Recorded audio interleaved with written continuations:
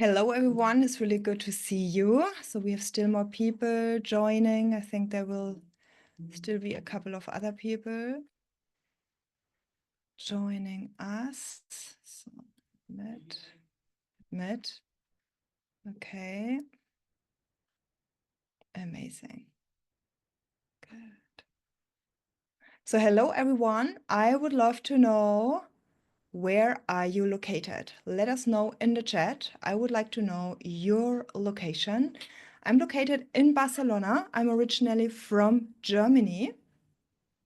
Some of you already know me and have already participated in a couple of other master classes with me, or have already, booked some coachings with me. And for those of you who don't know me, I'm Carina. I'm a gut and hormone coach, and I'm very passionate about helping women reclaim their energy, balance their hormones, heal their gut, so that they feel empowered in their health. And over the years, I have discovered that the gut is really the true powerhouse, of our health. And yet, it's often the most overlooked part of our healing journey. So today, we will dive deep into a transformation that impacts nearly every aspect of your life. Yeah, it really influences more people joining. Your gut influences everything. So what we will cover in today's session is why your gut is a foundation of your energy, of your mood, of your hormones, of your overall vitality, the hidden connections between your gut, your brain, and your hormones, and why addressing them is key. Still have more people join. Amazing. Then we will also discover your unique digestive type. So first we start with the Western medicine part. So where we will explore how the gut, the brain, and the hormones are connected. And then we will go over into the Ayurvedic part. And that is super interesting because you will discover your unique digestive type. You will discover, like, if you suffer, I mute everyone. Catherine, I mute you. You will discover, like, if your gut is imbalanced, what kind of symptoms will it show emotionally, mentally, and also physically. And then for each of the digestive types, we will explore some tips, and you can start immediately tomorrow applying them in your daily life because it's doable, it's simple. And this is what Ayurveda is about. It's very simple to understand, very easy to access, and you can start immediately applying some things so that you see very quickly results. So this masterclass is really for you if you deal with tiredness, if you feel stuck, if you are struggling with energy crashes, if you have gut problems. It can be constipation, it can be diarrhea, it can be SIBO, it can be IBS. So we will explore all of that. And if you want to start healing your gut. So today, this is a 1-hour masterclass. We will dive into the foundations, what you can do to start healing your gut, with very simple tips. So before we get started, I would like to know where you are located. Let me know. Barcelona, Colorado. Nice to see you, Lauren. Barcelona as well. Barcelona. Okay. Each time it's different. Sometimes one from the US. Okay. Good. So why am I so passionate about gut health?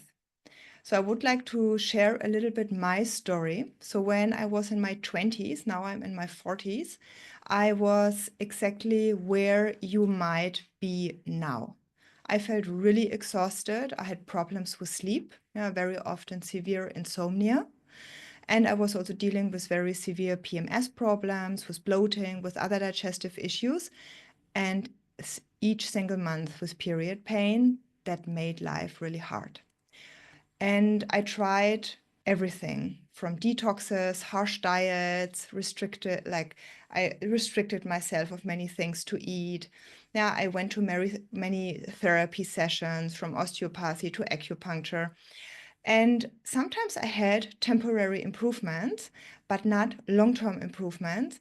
And so I started to explore at the beginning of my 20s. I think I was 19 when I read the first book about Chinese medicine. I really explored Eastern medicine. So I started naturopathy, Chinese medicine, and then Ayurvedic medicine. And for me, it's always very important that everything, like I'm always someone, like if you teach me something, I won't believe it right away. So for me, it's important that everything that I learn, that first I can understand it, that I can apply it, but also that there is some scientific background. Yeah.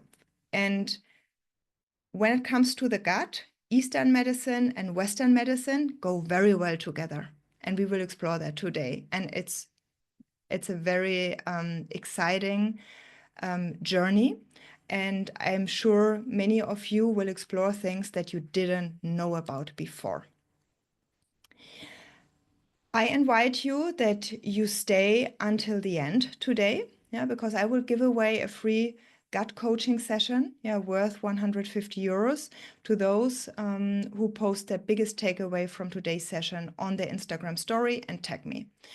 And I will also share a special offer for the first 3 people who will book a call for my Thrive from Within program, where you can explore the program and where you will leave the call, yeah, with the first action steps in your hands. So I will share my presentation with you. And I invite you sometimes, like you can take notes, but I also invite you can take screenshots.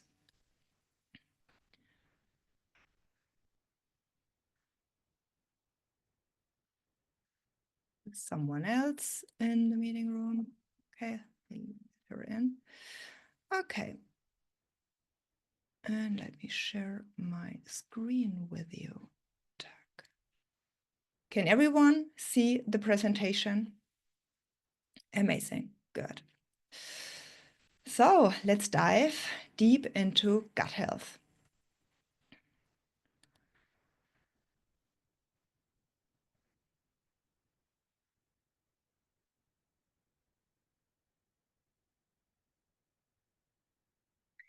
So when it comes to your gut, it's really the center of your health. Yeah, so it not only digests food, yeah, it's like the control hub for your entire body. So if you have been struggling here in the last month or in the last years or maybe even in the last decade, yeah, with low energy or poor sleep or hormonal imbalances, then know first you are not alone. And these issues are very often overwhelming. Yeah, you don't know where to start. You try many different things. You buy supplements and you try diets. And very often, most of the people, they overlook the root cause of all of that. And the root cause really lies in your gut. So you can think of your gut as the power station. Yeah. So if the station isn't functioning properly, so say there is a disruption, yeah, in the fuel supply, then you will experience blackouts. Yeah. So in your body, this looks like, for example, chronic fatigue. Yeah. This mid-afternoon crash. Yeah. This moodiness, these PMS problems and digestive problems that are sometimes obvious and sometimes they are not obvious. And you will understand more about that while we go through the presentation. So the gut, check here. So what I like to say is that the gut is really the epicenter of your mental and physical and also emotional health. Yeah, so if you want to sleep better, if you want to have better immunity, if you want to have efficient digestion, yeah, or clarity and balance, then you need to focus on your gut health. So why does your gut matter? So I already said it's the center of your health. In Eastern medicine, in Ayurveda, and also in Chinese medicine, we say if your gut is healthy, you can overcome every virus, every bacterial infection that you might get. As weaker your gut is, as more difficult it is to overcome also severe diseases. So when we look, for example, at your energy, so a healthy gut is able to absorb nutrients effectively. And this is like the fuel for your body. And when it's imbalanced, then you feel fatigued. And many people I know, when I ask them, are you sometimes tired? And they just rush through the day every single day that they don't even observe how tired they are. And then sometimes when they go on vacation, they have this crash. Sometimes they even get sick. And as so many of us are in go-go mode every single day, they don't realize how tired they are. And I see this very often also with people that are very mind-driven, I say. So they are ambitious, they want to move something, they want to see results, they're very passionate and ambitious about what they are doing. They just go through the day doing one thing after the other, and they just don't observe, like they don't realize the fatigue that is in their body, and they are not aware of the signals that their body is sending them. So when we look at your mental and emotional health, so your gut produces, for example, 90% of your serotonin. So it's a feel-good hormone. So when this is imbalanced, you can suffer from chronic anxiety, low mood. And also what is very important to know is serotonin is the precursor of melatonin, and melatonin is a sleep-inducing hormone.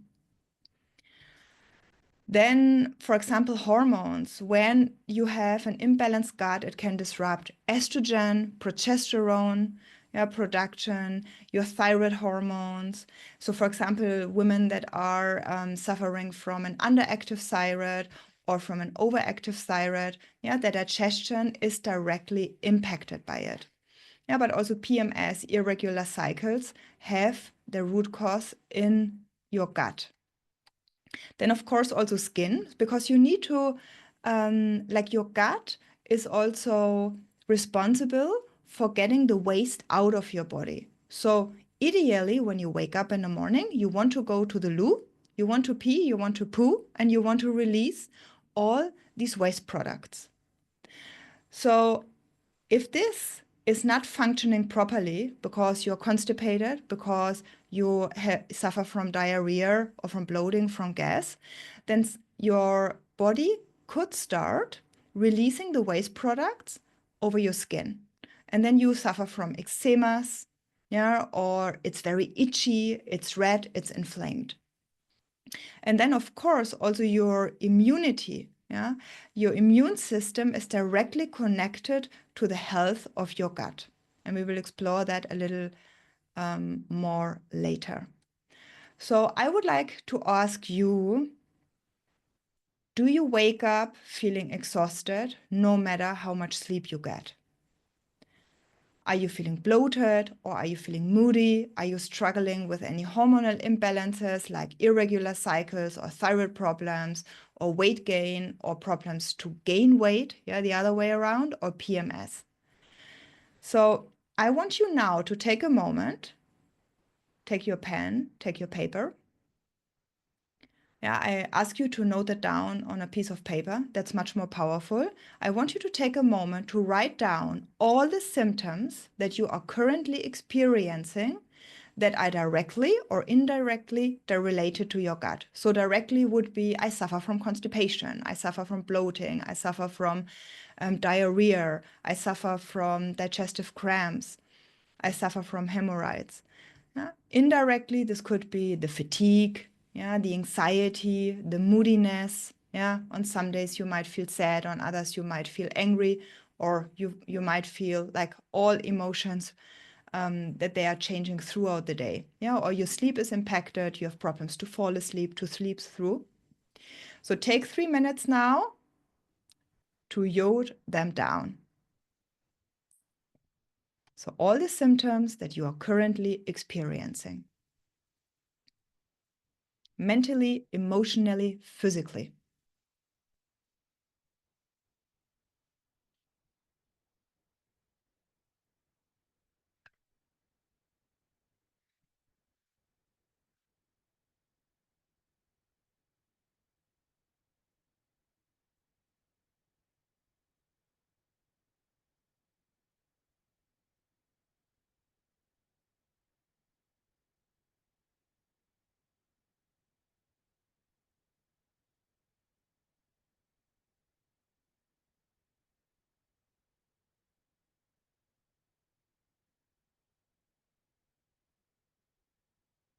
And now I want you to take a moment to note down what would change if your gut functioned smoothly every single day.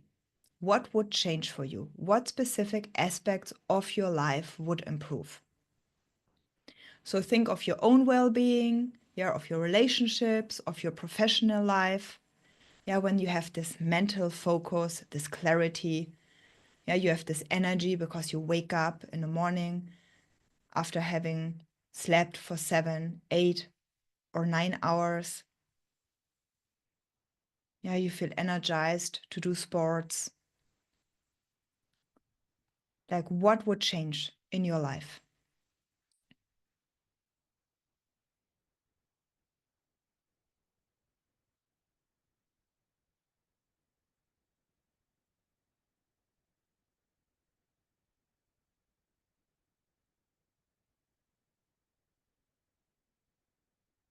And it's the beginning of the year. Today it's January 8th. So note down the date.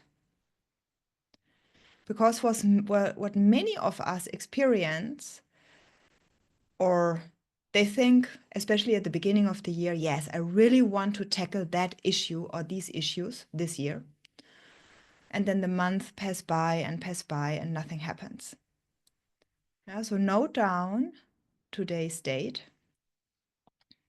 And after our call, you can set a reminder, for example, in 4 weeks to see what changed, how did it change, and if nothing changed, why didn't change anything? So I ask you to drop in the chat, what is your number one health goal for 2025? Like, if there's one thing that you could pick that you would like to experience, this can be smooth digestion, consistent energy, mental focus, mental clarity, emotionally balance. Drop it in the chat. What is it? Let me know in the chat.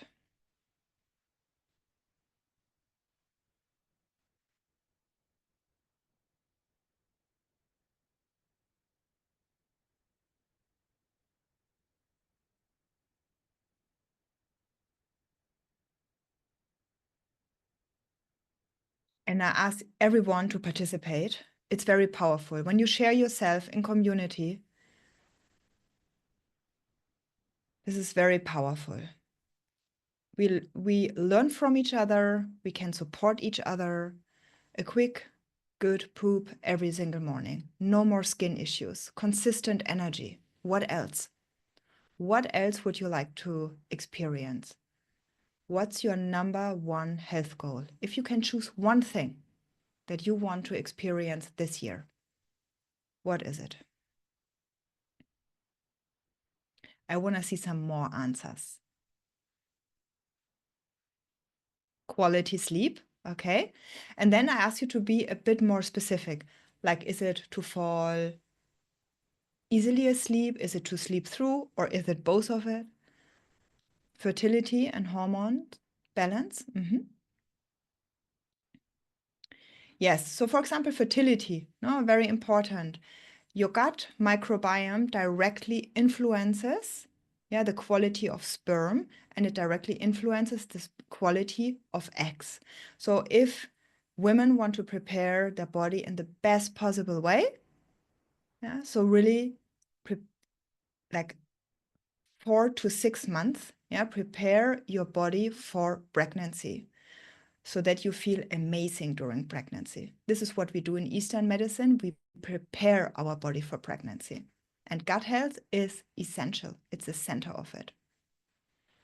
Not just to get pregnant, yeah, to increase your chances, but also to stay pregnant and to have a nice and healthy pregnancy.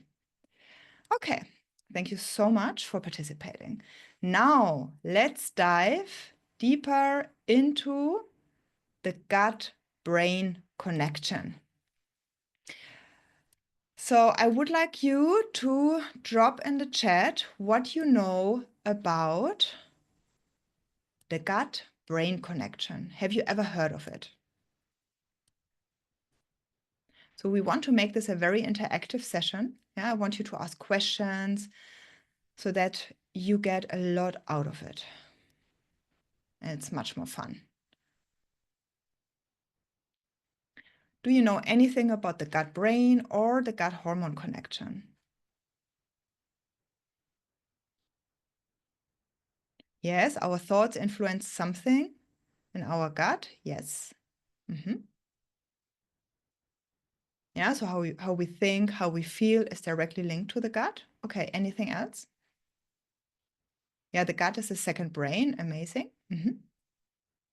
Specific food types and meals can help you think better, think clearer. Exactly, that's a positive way, and the other way around, unfortunately, is also possible. Okay. All the bacteria down there needs to be balanced to feel good. Yes, we need to have the right ratio of good and bad bacteria in our gut. Okay, good.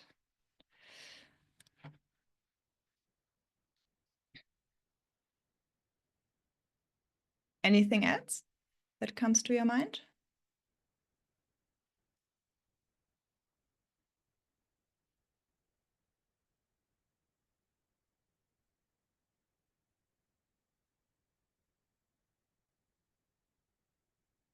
Maybe some emotional connection to depression, leading to eating more, eating less, for example, or stress? Absolutely. Stress, depression, how you feel emotionally is directly linked to your gut. Absolutely. Okay.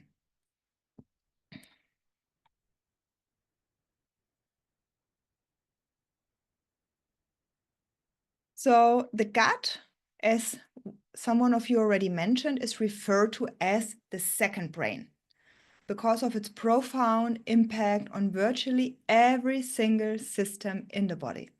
So a healthy gut is essential for digesting food, absorbing nutrients, eliminating waste, regulating the immune system.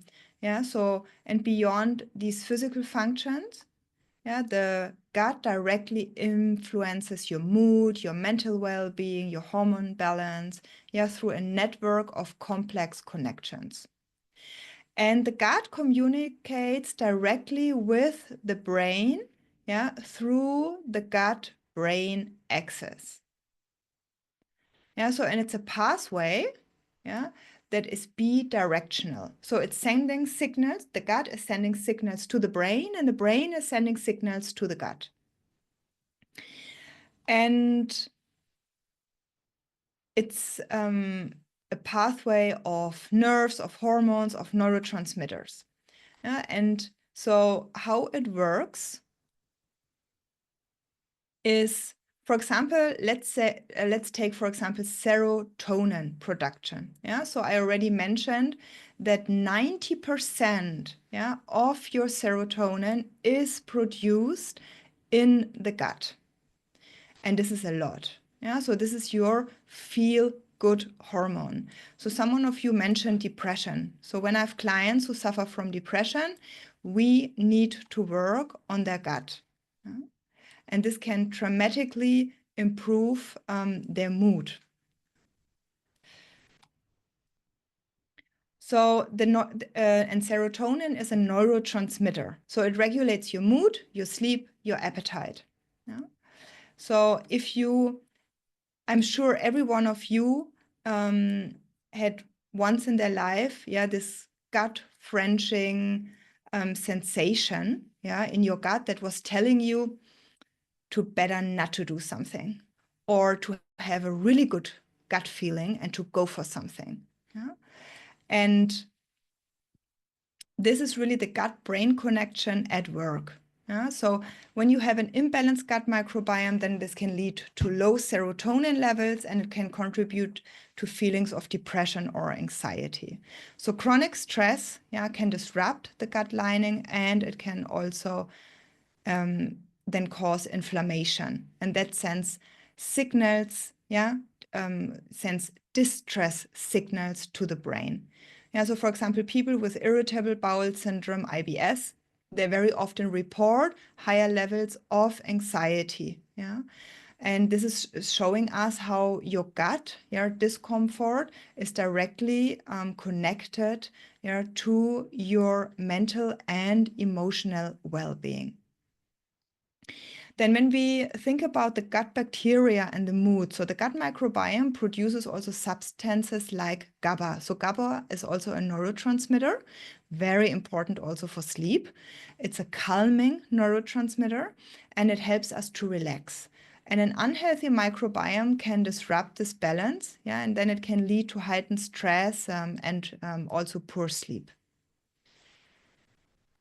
So when we think about the mental well-being, so the gut plays a direct role in managing mental well-being through its interactions with inflammation and also with nutrient absorption. So a leaky gut, most of you have heard about that. This is when the gut lining is damaged, and then it allows harmful substances to enter the bloodstream, and then it can trigger inflammation in the gut. And this inflammation then can also travel to the brain, and it can affect your mood, and your also other cognitive functions. So for example, brain fog, fatigue, irritability, after a meal loaded, for example, with processed foods, or with sugar. This can be, could be signs, of gut-driven inflammation.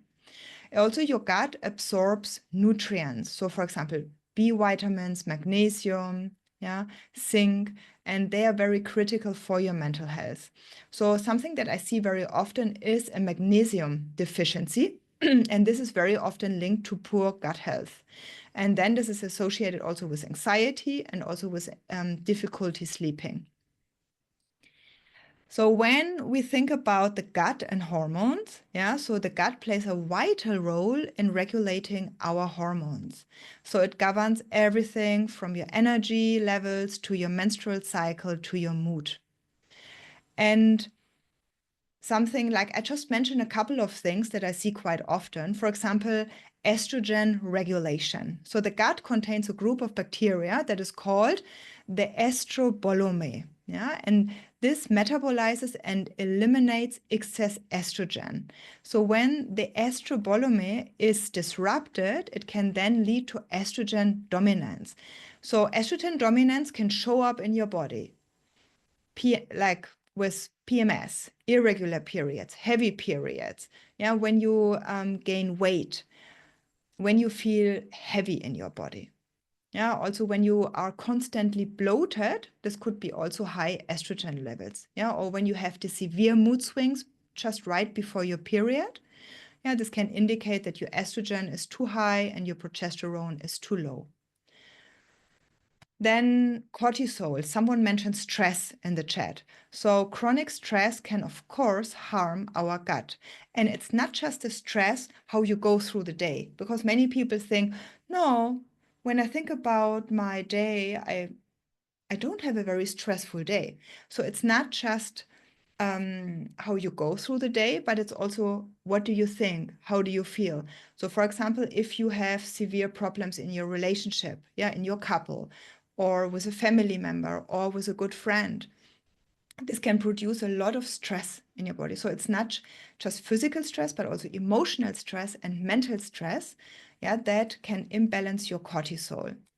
And then we can have cortisol spikes, yeah, and the cortisol spikes can harm our gut microbiome, but also an imbalanced gut microbiome can lead to cortisol spikes. So then we enter into a vicious circle.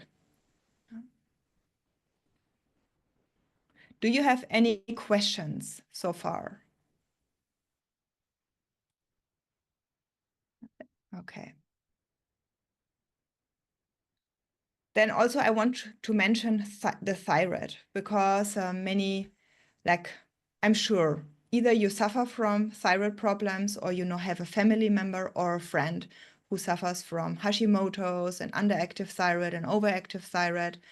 And the gut is essential for converting thyroxine, this is T4, yeah, to T3 hormone. And this is the active form of thyroid hormone that regulates your metabolism and also your energy.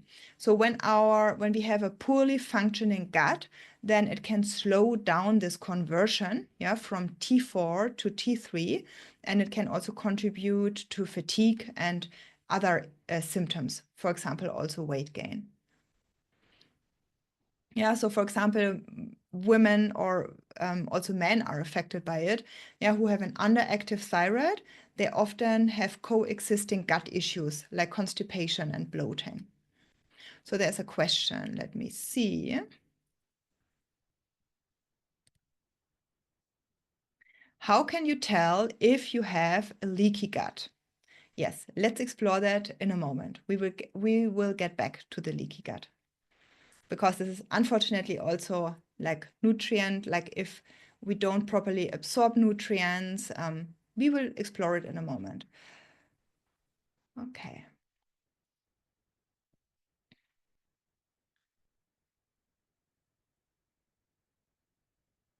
Then let's explore, like we already talked about, yeah, the microbiome. What is the microbiome?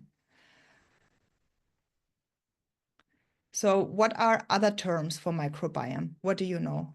What have you heard for other terms for the microbiome? Microbiome is one term that we use, but there are also others.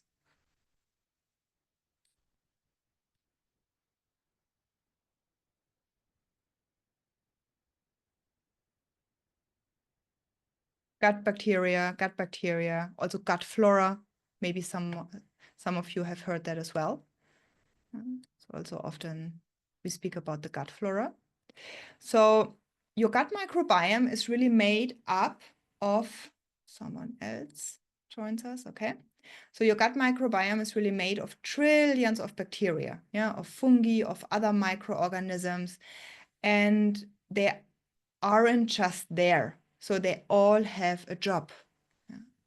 So, for example, digesting food, yeah, breaking down nutrients so that your body can absorb them. Regulating immunity. So 70% of your immune system is in your gut. Yes, then your microbiome, we already explored that, plays also a key role in creating serotonin, dopamine, yeah, estrogen, and many other hormones. So the question is, what does disrupt the gut microbiome? So many things. Let me mention the most important ones. Processed foods, yeah, high sugar, low fiber diets, yeah, they feed harmful bacteria and they starve the good ones. Then also stress, yeah, so chronic stress alters your microbiome and it increases inflammation in your body. Then also medications, yeah, antibiotics, antidepressants, yeah, even the birth control can disrupt gut balance. Do you have any more questions about that? So now we come back to the leaky gut, we come back to nutrient deficiencies, yeah, gut dysbiosis. So nutrient deficiency, yeah, so your gut is responsible for breaking down the food you eat and to absorb the nutrients that are essential for your health. When your gut is compromised, nutrient absorption can be significantly impaired. And this often happens due to conditions like dysbiosis or leaky gut. So I tell you how this happens. So a damaged gut might not produce enough digestive enzymes to break down food into absorbable nutrients. Yeah, sometimes I have clients, their diet is super clean and super healthy, and they still have deficiencies. Magnesium, iron, vitamin D. Yeah? And this is because then the gut microbiome is already damaged. Then it can lead to chronic inflammation in the gut. And this is then caused by imbalances. Yeah. So then they damage the intestinal lining. Yeah. And they reduce the ability to absorb nutrients. And I already mentioned that the gut microbiome plays a really vital role in metabolizing certain vitamins. So, for example, like the B vitamins and vitamin K and minerals. Yeah, so if the microbiome is out of balance, these processes may be disrupted. So common symptoms, if you suffer from nutrient deficiencies, I mentioned a couple, yeah, is for example, fatigue and low energy. This could be iron and vitamin B12. Then hair loss and brittle nails. Yeah, so when your nails break easily. This can be zinc, this can be biotin deficiencies. Yeah, some suffer from muscle weakness and cramps. Yeah, then you might lack magnesium and potassium. Then frequent infections. This could be vitamin D, vitamin C. Yeah? And when you suffer from mood swings or depression, this can be the B vitamins, omega-3 deficiencies. Yeah, just to mention a couple.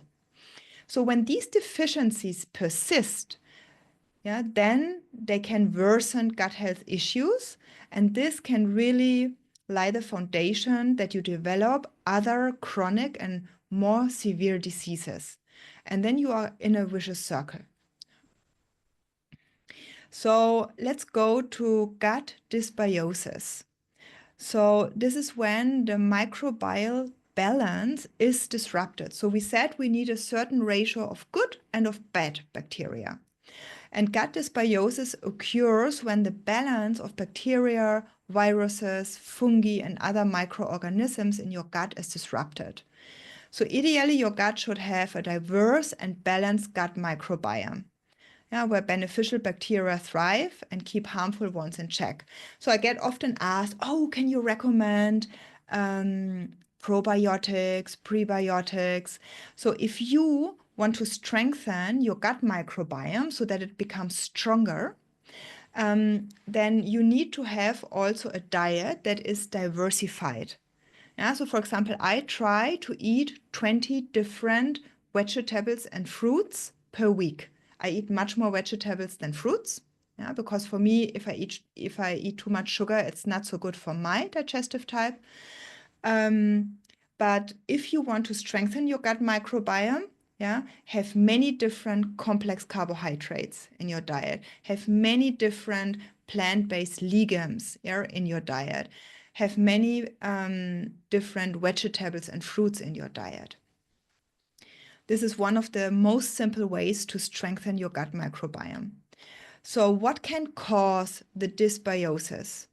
So it comes back to processed food, yeah, to sugar, to artificial additives, yeah, that feed harmful bacteria. Then again, antibiotics, antidepressants, other medications, yeah, they can disrupt the microbial balance. And then, of course, again, the stress, yeah, and also toxins. Exposure to environmental toxins, to alcohol, smoking can also harm the microbiome. And then this leads to digestive issues, all kinds of digestive issues, yeah, to weakened immunity, yeah, to inflammation, to mood disorders. And so the question was with a leaky gut. Yeah? Someone asked, how can I notice if I have a leaky gut? So the leaky gut is when the gut lining, yeah, is, so naturally the gut lining is designed to be semi-permeable, so allowing essential nutrients to pass through while keeping harmful substances like toxins and undigested food particles and other pathogens out of the bloodstream. However, when the integrity of this lining is compromised, it becomes like overly porous. So a condition known, like we call it the leaky gut. Yeah. So when it absorbs things it shouldn't absorb. So they cross the barrier. So how does a leaky gut develop? Also chronic inflammation. Yeah. Then also toxins, yeah, alcohol, yeah. Also, for example, if you take once in a while a painkiller, yeah, like ibuprofen, like you won't have a damage. But if you take these things on a regular basis, yeah, or if you have chronic stress on a regular basis, this will damage your gut lining. And symptoms, yeah, of a leaky gut is how you can notice that you have a leaky gut is when if you have this once in a while, don't worry. But if you have on a regular basis digestive issues, bloating, diarrhea, constipation, or sometimes even the change between constipation and diarrhea, yeah, or if you suffer chronically from fatigue and low energy, yeah, if you have food sensitivities, yeah, food allergies, skin rashes, yeah, acne, if you have joint pain and muscle aches, yeah, these are some of the symptoms of a leaky gut. So, and unfortunately, all these three gut issues that you see here, the nutrient deficiencies, the gut dysbiosis, and the leaky gut, they have an interconnection. Yeah, so if dysbiosis weakens the gut lining, yeah, it's making it more prone to damage and leaks. And when the gut lining is damaged, the absorption of nutrients is impaired. So if you suffer from dysbiosis and leaky gut, then without the essential nutrients, the gut cannot repair itself, and then it cannot maintain a healthy microbiome. Okay. So now we learned a lot about the Western medicine side, yeah, of the gut, and now we are diving into the Ayurvedic part of this workshop, and this is super interesting. I would like to know from you, have you ever heard of Ayurveda? Do you have a basic knowledge about Ayurveda? Are you a newbie to Ayurveda? So for this workshop, you don't need to have any knowledge. I'm just curious. I just would like to know if you have any. I heard of it, but consider myself a newbie, okay? Newbie, yes, I have some basic Ayurveda knowledge and experience, good. Okay. Also basic knowledge, amazing. Good, so I will explain it in the most simple way possible. However, if there is a moment where you think, oh, now I'm lost, I don't understand it, just let me know in the chat. Or just raise your hand or just unmute yourself and let me know, okay? So let me just. So when we hear or when we look at the word Ayurveda, yeah, two words, Ayur and Veda. And Ayur means the knowledge of life, and Veda, like Ayur means knowledge and Veda means life. Yeah, so Ayurveda means the translation to English is the knowledge of life. And what is so special about Ayurveda is that we assess everybody on an individual level. Your body, yeah, like your body-mind connection, your digestive type differs from another person. So it's very personalized. When we give you diet recommendations for herbals, for yoga postures, for any other kinds of exercises, for breathing exercises, for detoxification methods, it is aligned to how your unique body-mind constitution is. Yeah, this is why we don't like to give general advice. Yeah. So and we align our life to the natural earth-based rhythms. We will explore that in a moment, and then it will be clearer what I mean by that. So this is something, when you are curious about it, I invite you to do some research after this workshop. So we now explore just shortly. This is something like in my online course, we explore this in depth so that you understand every single aspect of it. How does a digestive cycle in Ayurveda work? And everything that I tell you, you can Google it and you can find studies that will tell you as exactly the same from a Western medicine perspective.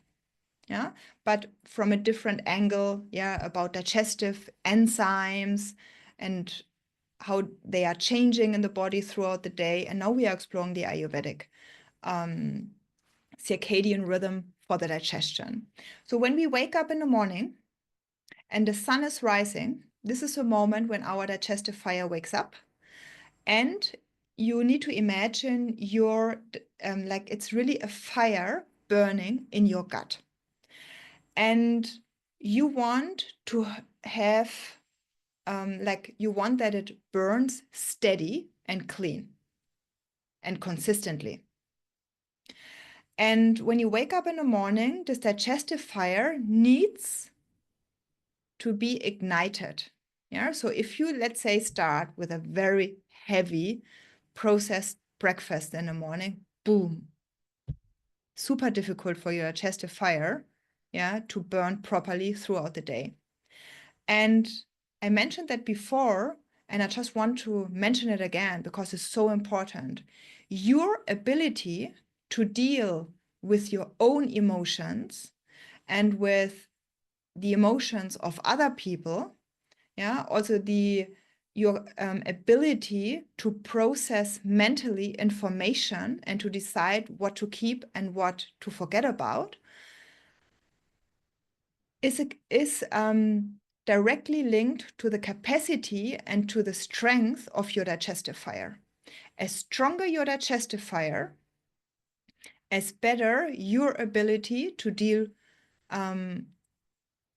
with your emotions, with your mental processes, and to also have consistent energy throughout the day. So you wake up in the morning and you start your day with a light breakfast. So when the sun has its peak, and this depends on the season, where you live, it will have its peak somewhere between 12 p.m. and 2 p.m. in the afternoon. So between this time, you want to eat your biggest meal of the day because your digestive fire is the strongest at that time. And then after 6 p.m., the digestive fire becomes weaker and weaker and weaker. So I would like you to raise your hand. When do you have your main meal of the day? Is it your lunch or is it your dinner? Let me know in the chat. Most of the people nowadays, they have their biggest meal for dinner. Let's see. Dinner, lunch, both. Both, okay. Weekends, lunch, okay. Dinner, okay, amazing. Yes, so most of the people nowadays, they have their biggest meal of the day for dinner. So dinner, like another word for dinner is supper. And supper, when we think about that word, it means something supplemental. And then in the morning, you break the fast. You have your breakfast. You break the fast. So in the modern society, as we want to share this nice moment with our partner, with our family, or we simply don't have the time during the day to prepare a proper meal for us, we have this biggest meal of the day very often in the evening. And this is something, if you suffer, like if you want to keep your weight, if you want to lose weight, if you want to fall easily asleep, if you want to sleep through the night, this is the first tip I give you. Have your biggest meal of the day at lunchtime and have an earlier, lighter dinner. Is a game changer. A game changer is really a big thing. So in Ayurveda, we have 4 different digestive types. So we will explore the 3 imbalanced digestive types. But I want you to, like Sama Agni. So Agni is another word for digestive fire in Ayurveda. So digestive fire and Agni means the same. So Sama Agni is when your digestive fire is balanced. So how does this look like? You wake up in the morning. Within 1 hour after waking up, you go to the loo, you poop, you have one piece formed like a ripe banana, consistency of a banana. It doesn't stink. And maybe you will have another bowel movement that day. You don't suffer from gas, from bloating, from any food intolerances, from any cramps, from diarrhea, or maybe a change of constipation and diarrhea.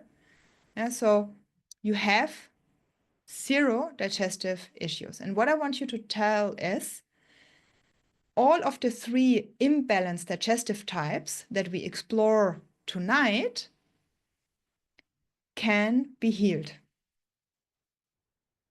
And Ayurveda is very strong on that. Yeah, and today you will learn the basics about it. So we have 3 imbalanced digestive types. This is the sensitive digestion, the hot digestion, and the slow digestion. And I just very quickly want to mention it when, like, we have 3 different constitution types, 3 different body-mind types in Ayurveda. And they are called Vata, Pitta, and Kapha. You don't need to remember that. But I want to let you know of which elements they consist, the 2 main elements, so that you understand how this impacts your digestion.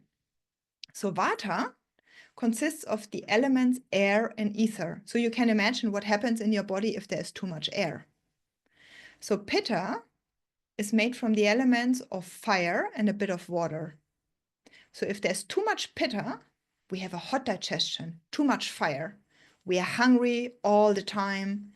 The body doesn't take enough time to digest the food properly, so you suffer from diarrhea, from indigested stools.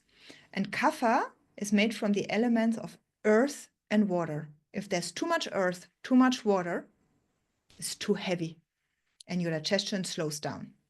We will explore them now in detail. So we have the sensitive digestion. And the sensitive digestion, is when we have too much Vata energy in the body. So Vata is responsible for absorption and elimination. It rules the last part of your large intestine.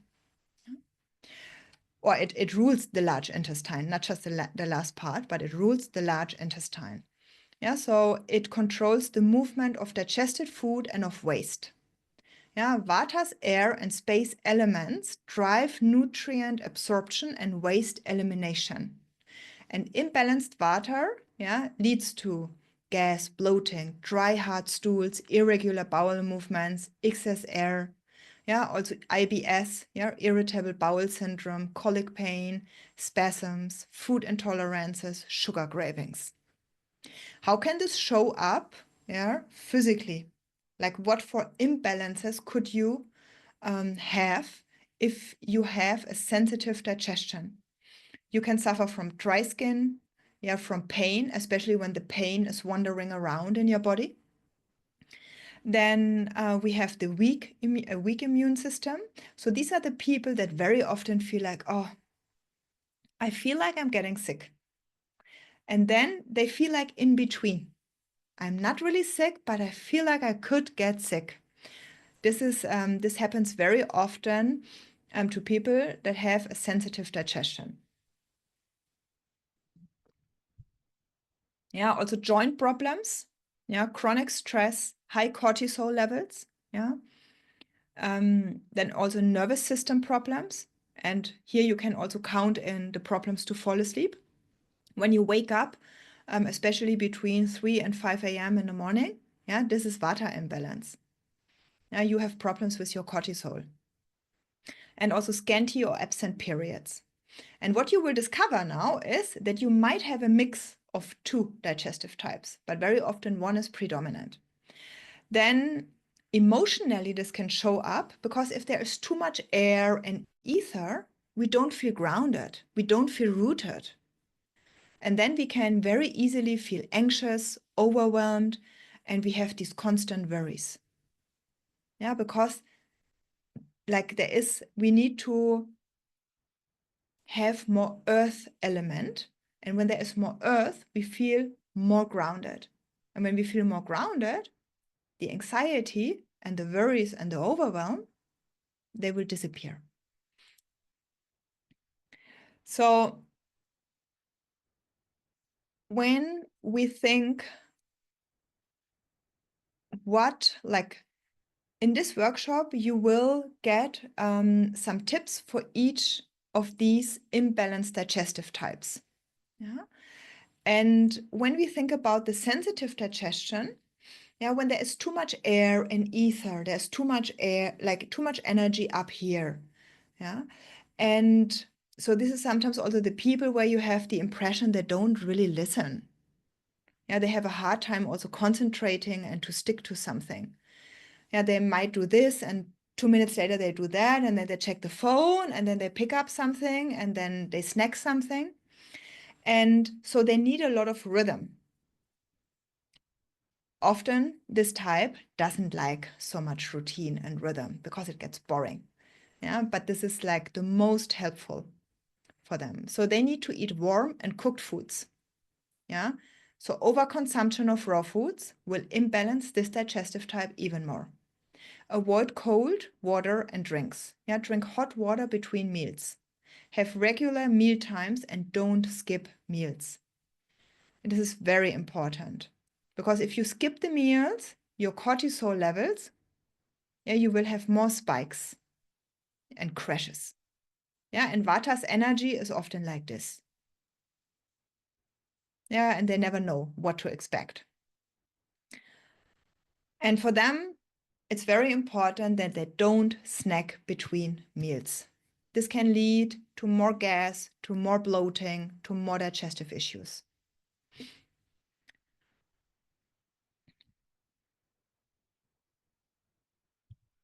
And as I mentioned, like they have too much of air and ether.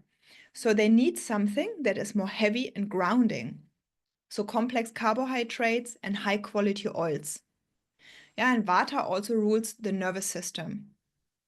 And the nervous system, if you want to regulate your nervous system, yeah, you need more grounding. Yeah, so avoid bitter, dried, and raw foods because they will imbalance the sensitive digestion even more. Why drink hot water? Good question. Very good question. Why do you want to drink hot, like warm or hot water? So when you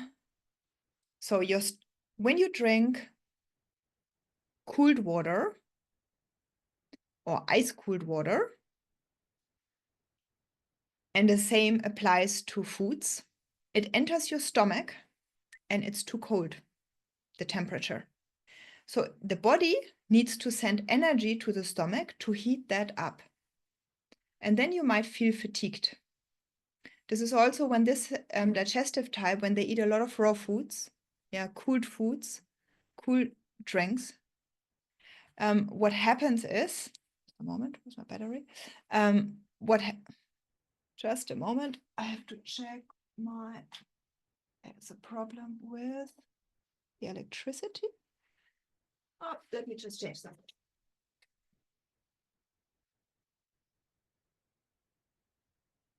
So we want to eat in a way so that it's super easy for our digestion to digest the food without needing loads of energy or loads of water. If you eat a lot of raw foods, let me just check the question. What about fruits for Vata type? Fruits, they need to be in season, they need to be ripe, and sweet fruits are good for Vata. So you want to eat and drink in a way so that your body doesn't need big amounts of energy to digest the food. Yeah. And everything that is warm, that is a little bit more heavy, yeah, is more grounding. Any questions about that?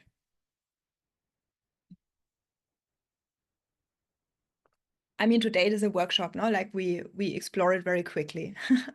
In my online course, like you know exactly why you need to do each single step and what exactly happens in your body. I just want to come back to the raw foods again because I see this so often. Many people eating big amounts of raw foods. For sensitive digestive types, this is not recommended at all. Raw food is difficult to digest. It needs a lot of water. This digestive type usually suffers from dry skin, often from constipation, or has difficulty getting to pass the stools. And if you eat raw foods, big amounts, or also rice crackers, awful. Yeah, it needs big amounts of water so that it can get digested. But this digestive type doesn't have by nature a lot of water in their constitution. So they will dry out even more. Yeah. Another question, let me see. When you say warm, you mean spiced as well? Does it help? Yes. So we cannot go into that today, but you can moderate, like you can use some spices for Vata types, warming spices. Nothing pungent. Yeah, warming spices. If you want to lose weight, which should be my main meal? Lunch. If you want to lose weight, you start with having your biggest meal of the day at lunchtime and to have an earlier, lighter dinner.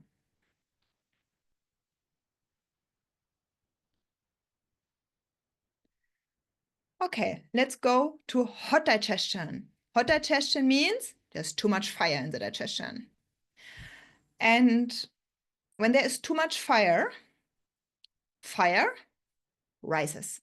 So it can lead to acid reflux. Yeah, it can lead to inflammation in your stomach. The body doesn't take enough time, your digestion doesn't take enough time, yeah, to absorb nutrients, to digest everything that you eat.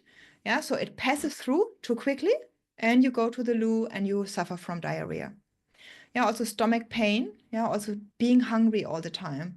So these people, I often say they feel hangry, yeah, so hungry, and if they don't get the food, they get angry or irritable. Also gallbladder stones, yeah, also any other liver disorders can be found here. Then also any like inflammatory, like SIBO, for example. So the hot digestion is ruled by by Pitta. And Pitta, yeah, we remember, is made from the elements of fire and of water.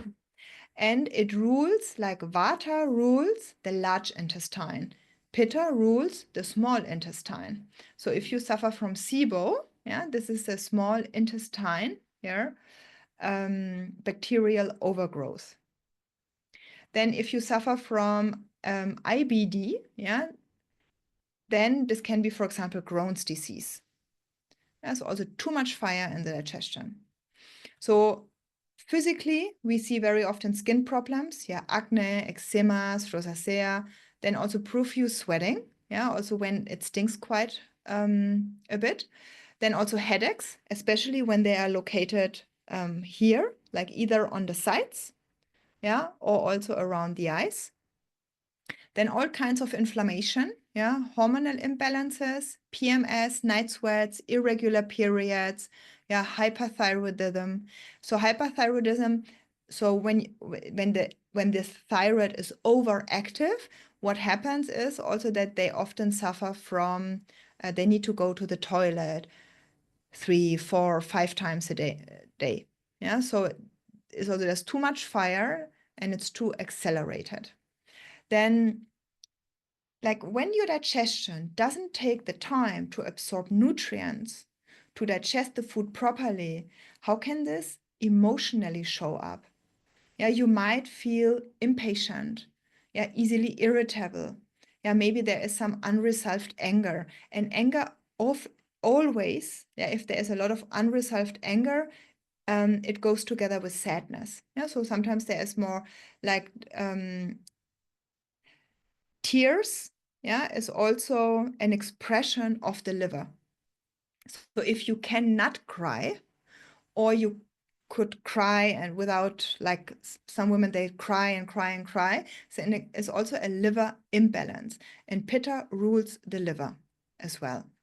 Yeah, also irregular periods, yeah, is also a sign. So we were already talking about the emotions. Yeah, also frustration. So everything, like, oh, other people are not quick enough. I do it myself. Yeah, going into a supermarket. Oh my God, the queue. I just turn around and leave again. Yeah, there is too much fire. Yeah, everything needs to be. These people are very often very passionate. Yeah, very goal oriented. Yeah, we often see them also as entrepreneurs. Yeah, they have their own business. They want to move the things. They want to see results. But they need to learn to slow down so that they don't burn out. Any questions about that?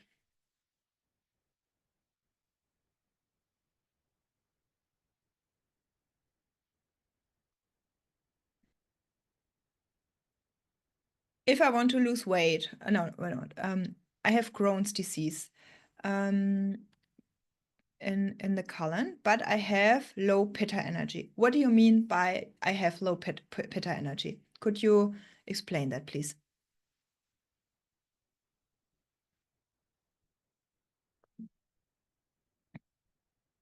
Or what is your question? Lack of digestive fire. Okay. So, oh, we just lost someone. Okay. So, if I may ask, for how many years have you suffered from Crohn's disease?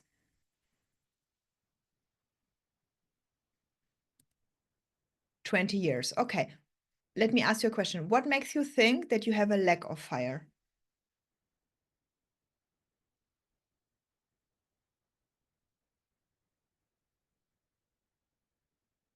What makes you think that you have a lack of digestive fire? Did someone tell you, or is this something like, why do you think that? Like, I would love to know a little bit more about it.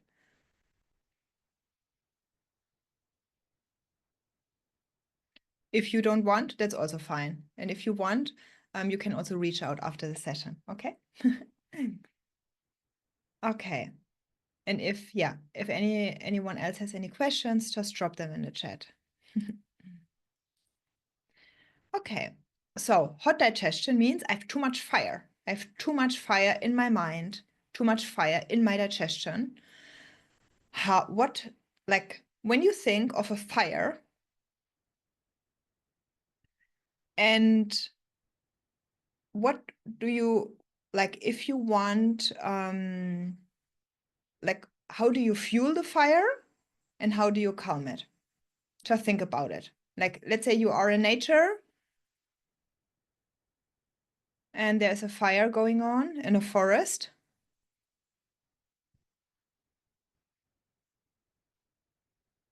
Yeah, so we need more water. Exactly. We need more water.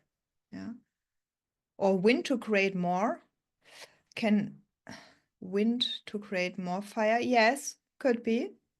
Can also happen, but we want to have no, but to calm the water, like we want to have some like to the fire, we need some water. So I already told you hot digestion, yeah, is ruled by pitta, and pitta is also responsible for bile production. Yeah, so you don't want to skip any meals. Yeah, have your 3 meals consistently. And of all the 3 different constitution types, pitta needs to drink most of the water. Like they really need big quantities of water. Yeah, and they need enough proteins. We remember sensitive digestion healthy fats, yeah, and complex carbohydrates. But for hot digestion, we really need enough proteins. If they don't eat enough proteins, after 2 hours, they are hungry again. Yeah, they like we have we shortly explore the circadian rhythm, yeah, for our digestive cycle.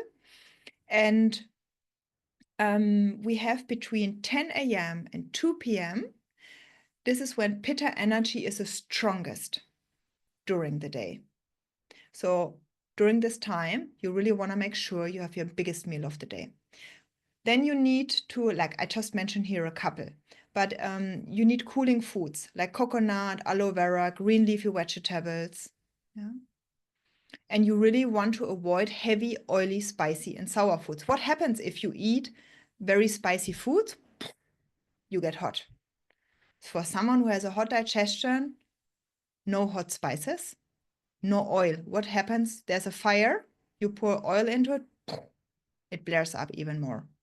Yeah, also sour foods and heavy foods, yeah, they increase this hot digestive fire. Any questions about that?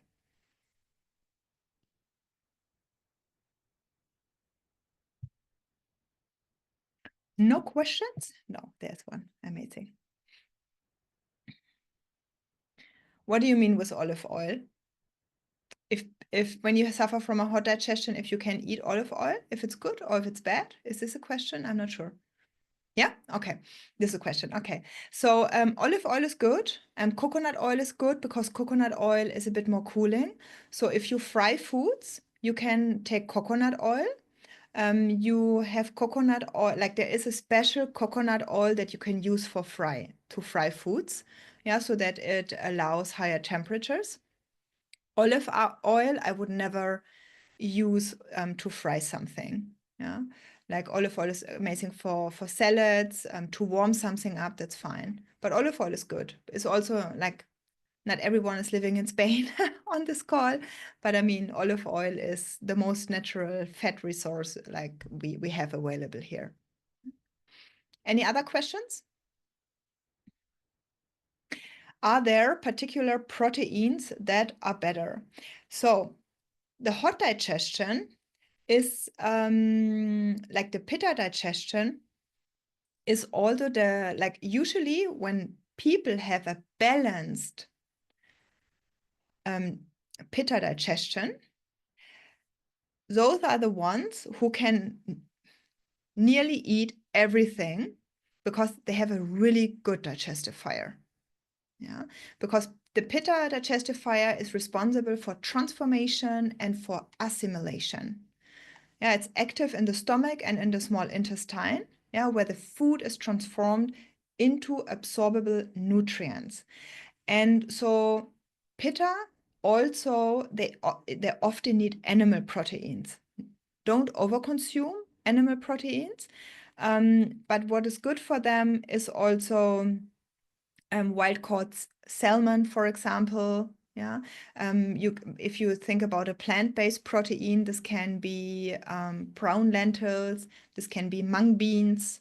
Yeah, are really good.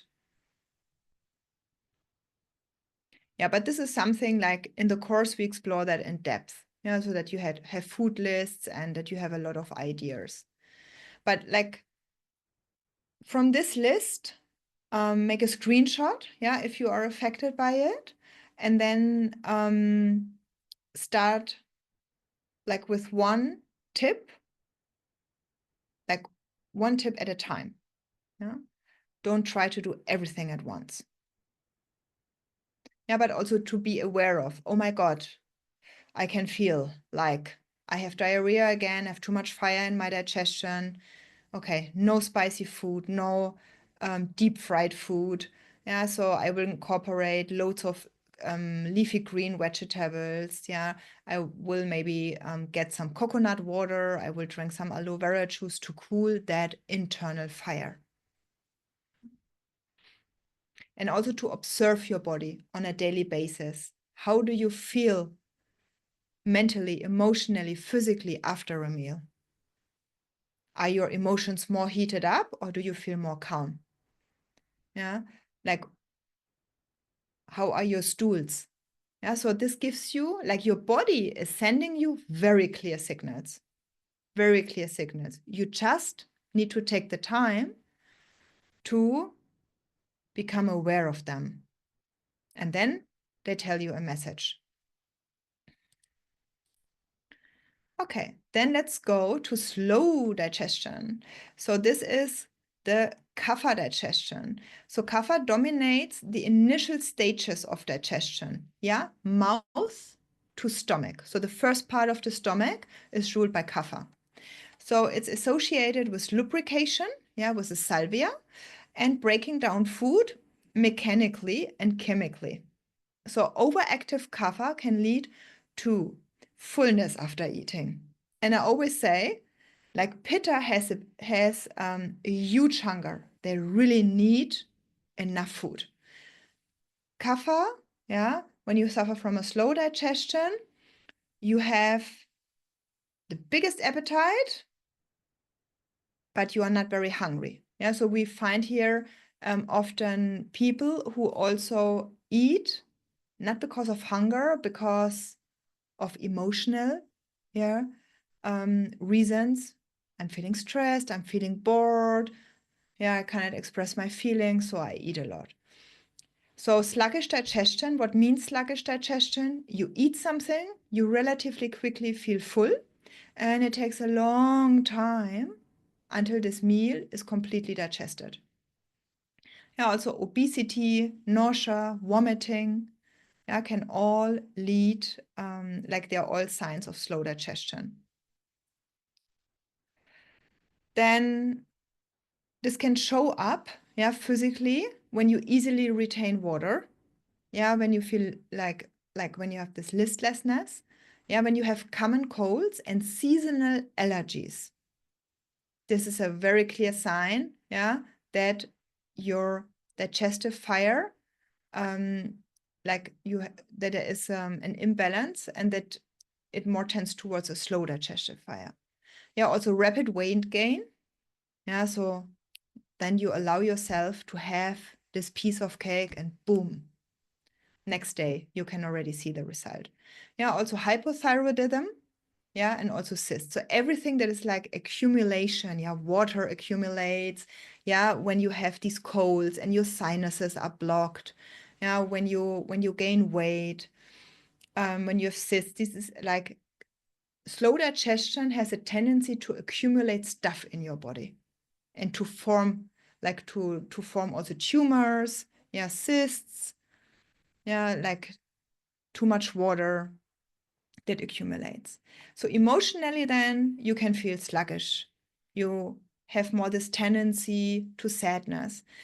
Like when we look at the vata digestion and the pitta digestion, they are more future oriented. Yeah, so they think about tomorrow, about next year. Yeah, they have difficulty staying in the present. Kapha is living in the past. Yeah, they have a hard time to let go. Yeah, even if they know something is not good for them, they have a hard time to let go. Yeah, also they have a tendency to overthink.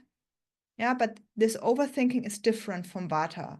Vata's overthinking is more anxious oriented. Yeah, they think, for example, they worry about the future and they feel a bit anxious about it. And for Kapha, this is more, I overthink and it feels heavy. This is more like so much heaviness in their thoughts. Any questions about that?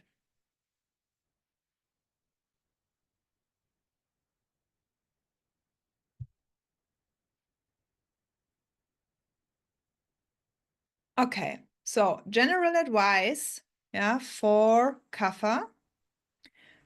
So their digestive fire is the weakest. So when they tend towards a plant-based diet, yeah, I don't want to encourage here anyone to become vegan, yeah. I just mute. They can orient towards a vegan diet. They don't have so much hunger, but a huge appetite. So often 2 meals are enough for them. Yeah, they can season generously. Someone of you asked the question for Vata. What about spices? Here, Kapha.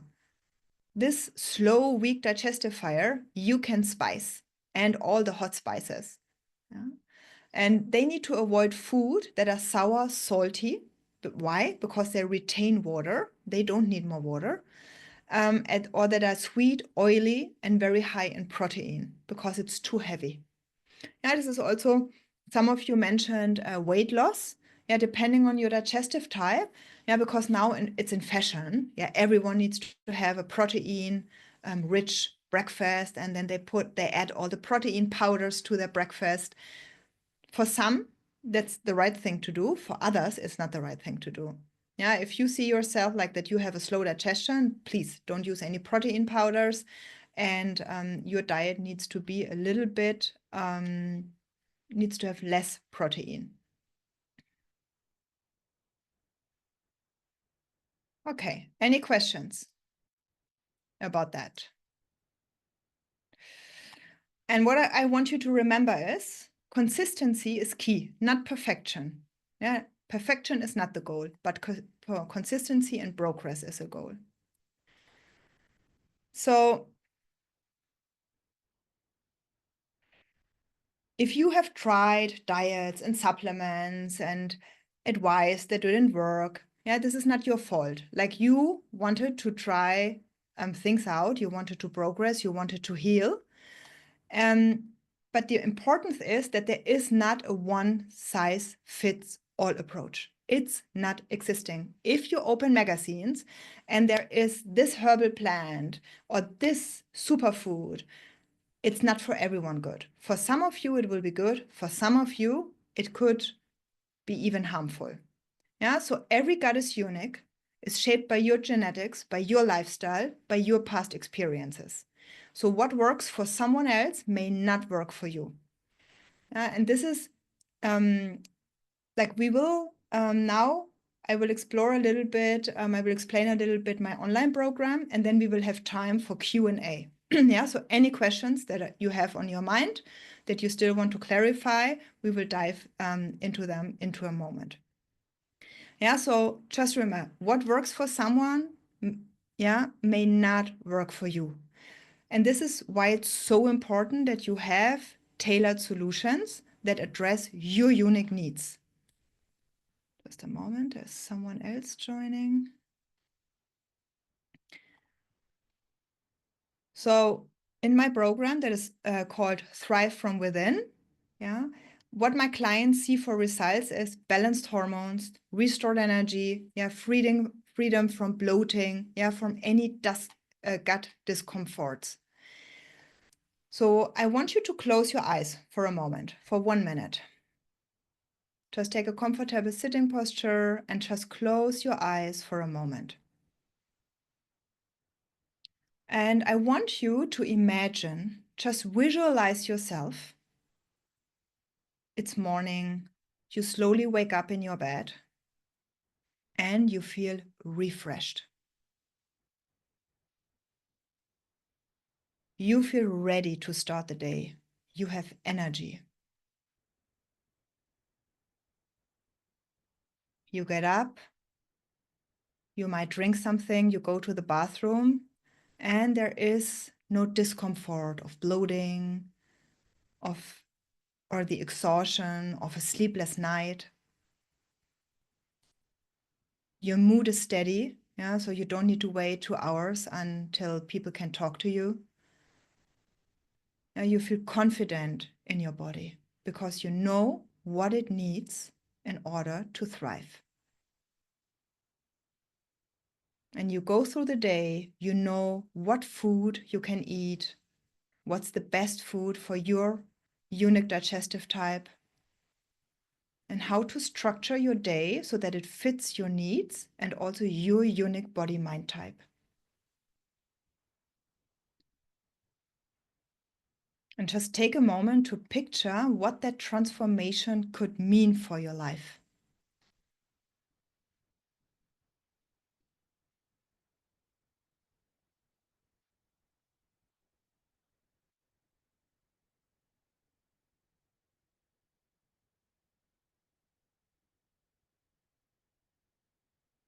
Then you can slowly open your eyes. So for my clients that have taken this step, that have taken that leap, this is not just a dream, because they have learned, that they started to live life on their terms. They learned what is best for them. And the reality is, the truth is, many of you have been trying to figure this out on their own. They have cut out foods, they tried many supplements, they Googled for solutions. But how has that been working? So it's very important to have the right, it doesn't matter what we want to do in life. Sometimes we all have our strength. We know exactly what to do. But in some areas of our life, we need the right guidance. And you will continue spinning your wheels. Maybe you will waste time or money or energy on solutions that don't work. And the longer you wait, the harder it becomes to reverse the damage that has happened to your gut, or to hormones, to sleep, or maybe other diseases that have developed. And this really doesn't have to be this way. So the tools, the strategies, the personalized approach, that you need, this is really available. So if you are ready, to take control of your health and to stop guessing, then you could explore if my program Thrive From Within is for you. It's for you if you are tired, someone else, if you are tired of being stuck in a cycle of low energy, of poor sleep, of hormonal imbalances. It's the right fit for you if you want a clear, personalized plan that actually works. And it's the right fit for you if you're ready to invest in yourself to make lasting changes to your health. It's not the right thing for you to do if you are looking for a quick fix or if you are unwilling to take consistent action.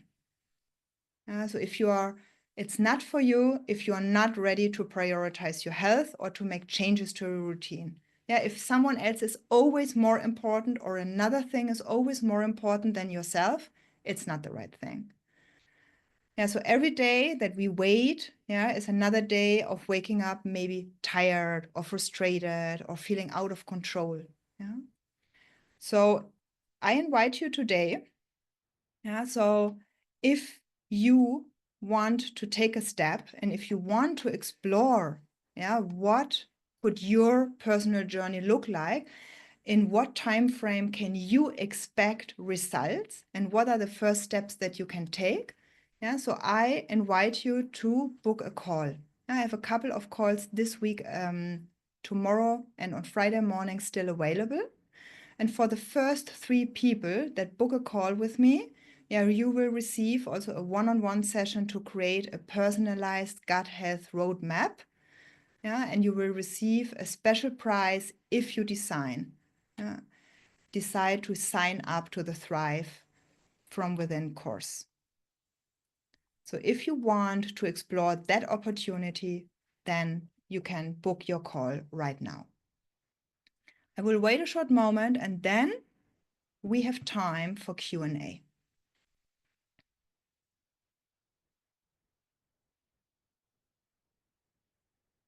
And for those of you who want to win a free session with me, you can share your biggest takeaway on Instagram in the stories. Just tag me, just let me know what was your biggest takeaway of today's session. And one person will win a one-on-one coaching with me.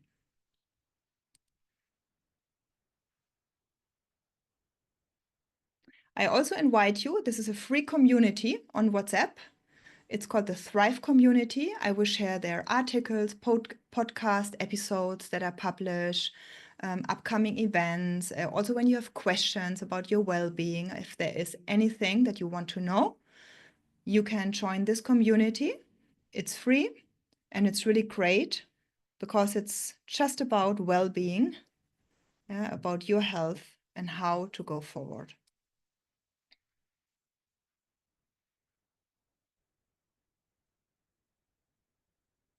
So now we have time for Q&A. Let me know what your questions are.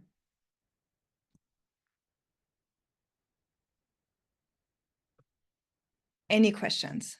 Also, if you are not sure if something is related to your gut or not, or anything that is still not clear, let me know your questions. Let me know in the chat. The WhatsApp group. So how these barcodes work is you take your mobile phone, you open the camera, and you can click on the QR, like you just as if you want to take a photo of the QR code, and immediately the community opens up.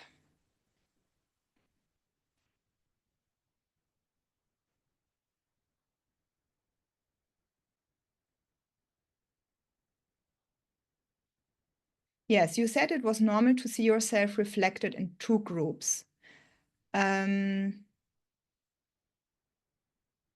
Moment. So fast and hot, do you mean slow and hot, or do you mean sensitive and hot? So what's the second group you see yourself in?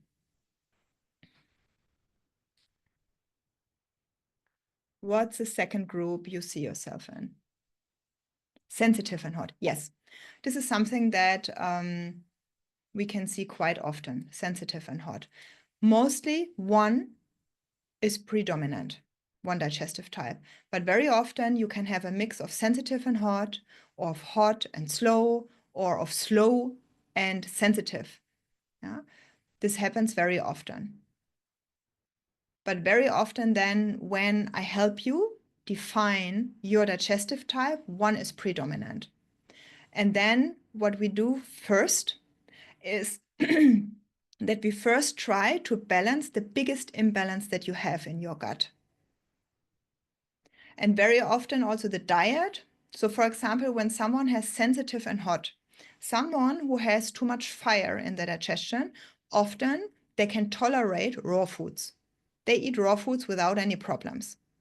However, for a sensitive digestive type, raw foods are forbidden, yeah, or very little raw foods. And then we develop plans how you can satisfy both digestive types if you have imbalances in both. And this we can do with, for example, mixing certain foods, also using different spices. Yeah, so every single food has an energetic. Yeah, some are grounding, some are warming, some are heating, some are cooling, some expand the energy, some contract the energy. Yeah, so and this wisdom can then be used, yeah, to create a balance again in your digestive organs. So let me know in the chat, what was or what is your biggest takeaway of today's session? What's your biggest takeaway of today's session? What did you learn that you didn't know before? Or maybe what I would like to offer is that you pick one tip for your digestive type. So today we have Wednesday. And in 1 week, you let me know in the chat the tip that you want to focus on. And in 1 week, I will catch up with you to see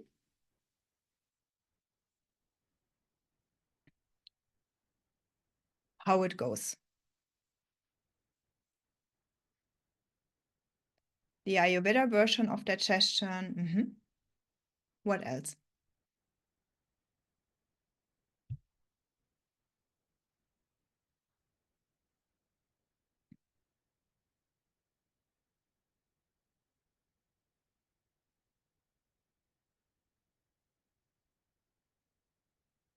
Eating less at night and more at lunch.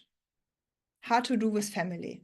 Yes, I know, like I coach on a regular basis my clients in that. How to make it work with your family or with your professional life as well. Not skipping meals, okay?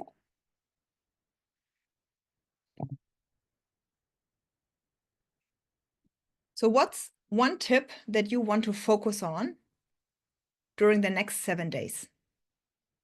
Let me know in the chat.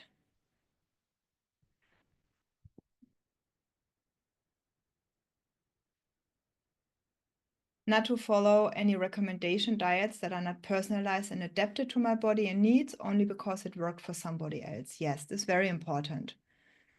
Not skipping meals. What about intermittent fasting? Intermittent fasting is a big topic on itself. And we have in Ayurveda, we explore that in depth as well. Like for different digestive types, we need different intermittent fasting windows.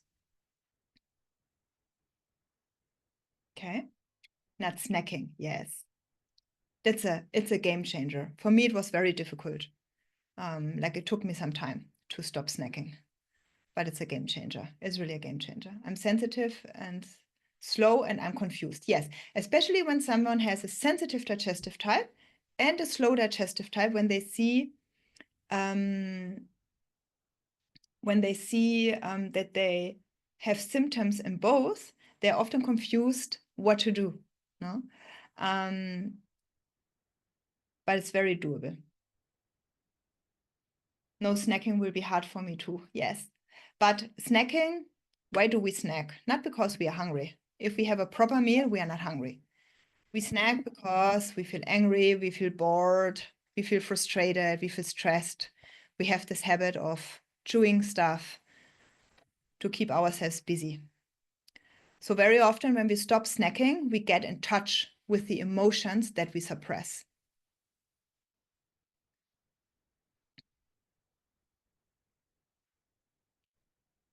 So what I invite you to do, I drop my email address in the chat and you send me an email with one tip that you want to follow during the next 7 days.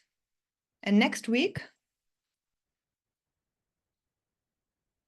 we will catch up on it.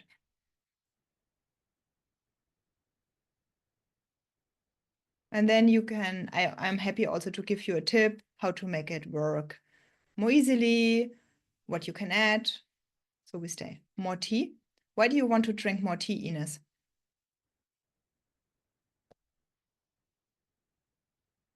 Vata? Okay. Just that you know, each herbal plant has an energetic on your body. So you need to know what kind of herbal tea is good for you. Some are cooling, some are warming.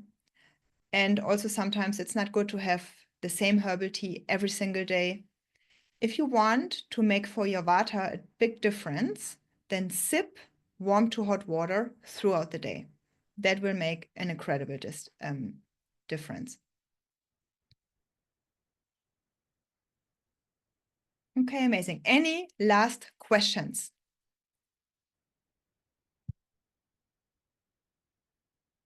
Are there any other questions? I will share the recording. No, not just hot water, but if you want for the next 7 days to see a huge difference, I invite you to just drink hot water. If you see a lot of vata in your digestion, you can add some coconut oil, some ghee to your hot water because it moisturizes your intestines from the inside out. It also moisturizes your skin. Okay. Anything else?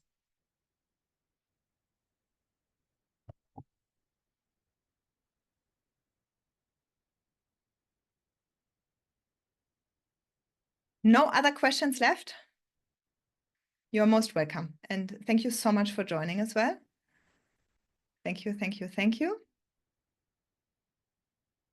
And I wish you a lovely evening. For those of you who joined the session later, you will receive the recording. Thank you. Have a good night. Bye-bye.